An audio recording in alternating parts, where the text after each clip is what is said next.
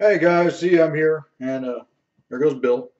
Okay, so there's 3 likes to this comment by a dude named Jonathon Bird from 2 hours ago saying, "Hey CM, if you ever feel like it, you should do a video about just general knife philosophy, making knives, steel preferences, design, reason for carrying. Personally enjoy a rant by you. Thanks." Okay, well I don't know how much of a rant I got, but we'll just address things at one point at a time. Okay, making knives. So I got into making knives largely for 2 reasons. I got into it for that reasons. One, drugs. I was I needed something to do to fuck around with while I was spagacked out of my dome. And two is oh boy, you. Yeah, number two is legitimacy. Okay, so what I mean by legitimacy is I have this little card in my pocket that says let's see, where's the camera? There it is. Matt Freeman, hobbyist knife maker, and this one says it's got some knives that I made, and on the bottom it says the 4 things that pretty much make up my life: God, sobriety, kitties, and knives. You know, which this card has a couple purposes. One of which is when I'm at AA meetings and there's a newcomer, I'll hand them my card and say, hey, if you ever want to talk about, if you feeling like using or whatever, here, call me. I'll pick up. And the other one is that it's something that that being a knife maker lends credibility and legitimacy to um, my lifestyle because when you got this thing, on your hip all day, every day, and you've got all kinds of nasty implements in your home, and that's pretty much your life. People, and then they factor in, okay, you're a combat veteran and you've got some VA, mental health issues. That doesn't paint a pretty picture. So that little card, just an additional little layer of, oh, okay, it makes sense now. He makes knives. Okay, so that's why he's got, yeah, okay, yeah. So he's not some fucking kind of, aficionado of the deadly stuff. Um, okay, next point. What is it? Making knives. Okay, so back to, the drug part. Um, I for about a year I was living in with I was pretty much adopted by my connections, and I was living as like a sergeant at arms, if that makes any sense. So I got into modifying knives at first, cutting wave hooks into pretty much anything that folded. And one of the knives that I waved was a Benchmade skirmish that was double edged and had a pocket clip drilled and tapped for a left-handed carry, but right-hand draw into pick call, reverse grip, edge out.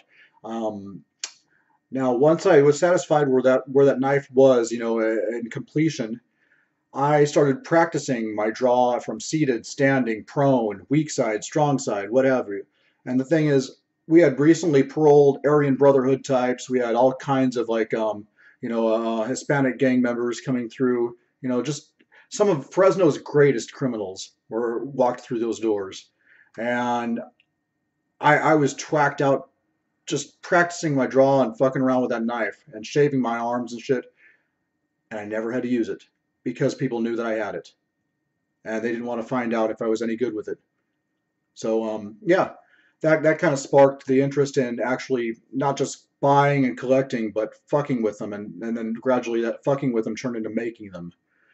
So okay, next talking point. Steel preferences. Right now, for the last couple years, it's been as far as making knives. I started off with the basics, the carbon steels. 1084 is probably the best steel for a new knife maker to start with if you're heat treating your own shit. Um, then I got a gas powered forge and I started fucking around with other carbon steels like Carbon V, 1095, stuff like that. And then when I got into 52-100, I learned that it was something I couldn't really heat treat just based on eyeballing and the temperature. and I needed to take things to the next level. So that's when I bought a even heat computer controlled heat treating oven. And from there, that opened up a whole world of possibilities. And I've really gotten into and stayed with the tool steels like D2, A2, S7. What's another one I like to use a lot? Yeah, CPM D2. Um, but A2 is probably one of my staple steels. It's a pleasure to work with. It's easy for me to heat treat, and it's just the best bang for the buck as far as toughness and edge holding, as in wear resistance. You know, it's a fairly well-rounded steel. Um, what's the next talking point? Okay, steels for my own preference. Yeah, for my own carry and use. This knife right here is CPM 3V. It is heat treated by True Grit. This is made by Adam Vigil in Southern California. Heat treated by True Grit to a 62 RC, and you can actually see the paint pen stuff burnt in during heat treat. So there is 3V, 62, and then next to that says CR, Cryo. Yeah. So very, very tough and durable knife this one is. Another favorite of mine besides 3V is I've got a Philip Patton Damascus EDC buoy that is O1 and L6, two other tool steels. Then there's for folding knives, I like the stainless stuff like M390 and all its variants, 204P. And I also, in traditionals, I like 1095 and 154 CM or CPM 154, for some of the modern traditionals. What's the next talking point? Steel preferences. Okay, design. All right. So my design of my stuff is largely evolved from what I have to work with. I've got a very basic shop as far as equipment and machinery and tools, and 80% of what I do with my equipment is completely the wrong way to do it. I've just been doing it for so long that I made it work for me. I wouldn't advise anybody to do knives the way I do, because you're going to just spend a shitload of money on stuff that you should have bought properly in the first place, as I'm still in the process of learning. Chisel grind is kind of become my trademark. It's become one of my calling cards, kind of like the deep finger grooves. And I do the deep finger grooves like the Fred Perrin style. People have compared my work to Fred Perrin too, which I consider an extreme honor. But I do the deep finger grooves as a integral guard, a way of keeping your hand from slipping up on the blade, because right now I don't have any experience doing fitted guards. I don't have a milling machine, so I can't do guard slots, and I'm not about to start punching a bunch of holes in something, and I don't even have triangular files. I think I have like 2 rat tail files, and the other flat files I've already turned into knives. So yeah, very basic. So that is one way to kind of ad-lib a means of retention in the hand and safety as in a guard. So that's why I've got a lot of deep finger cutouts in my fixed blades. It also acts as a way of retention for the Kydex sheaths, because most of the sheaths that I make, the retention is going to be right around the trigger finger area, guard area, ricasso, whatever you want to call it. And most of my knives that I make, a lot of people are taking to my CM carry style. So for that retention to happen, you've got to have it. You got to give it something to grab onto. So that's why. Okay, so that leads me to the next one, which is I think it was about reason for carrying. Okay, so I've got an F on my report card. It's a non-violent F, but it's still an F. It keeps me from owning guns. That was from about 11 years ago, I believe. 10, 11 years ago. So for me, my steel toes and a buoy are my, that's my first line of defense right here is beat feet, get the fuck out of Dodge. And then if not, I can fall back on other means, both steel. But in California, we have a law about concealed carry of fixed blades. It's illegal. So we don't have a state blade length limit.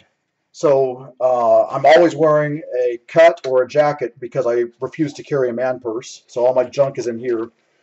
But if the knife is long enough and it's carried in a way where it's suspended from the belt in plain view, which it is, and it can be seen, this is legal. So that's why I carry like that. I used to carry waved folders, but because of the Emerson trademarking the wave mechanism and the wave shape feature, that kind of got me away from waving folders, unlicensed. So I'm really thankful for Ernie for doing that because that pushed me into fixed blade carry and exploring traditional buoys, which I really have a hard on for. So traditional buoys, and because not every job calls for a big ass fucking fighting knife, a slip joint. This one is a Northwoods Zulu Esky in 1095 and micarta. So that's that. What else? Reason for carrying. Okay, so I think I addressed that. Why do I carry a knife? Because I think on a greater level, it's about independence. If you have a knife, you can get to something greater. Um, you can build tools. It's like it's kind of like man. It is man's oldest tool. Yeah. With it you can do everything else.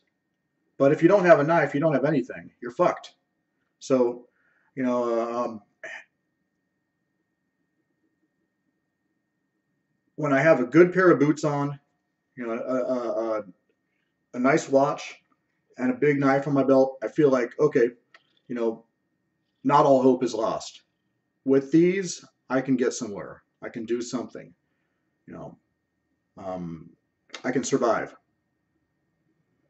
All right, we're already like past the 10-minute mark, so there it is. I try to be as concise as possible, but I hope that answered your questions. So as always, stay armed, stay alert, stay alive. God bless. Later.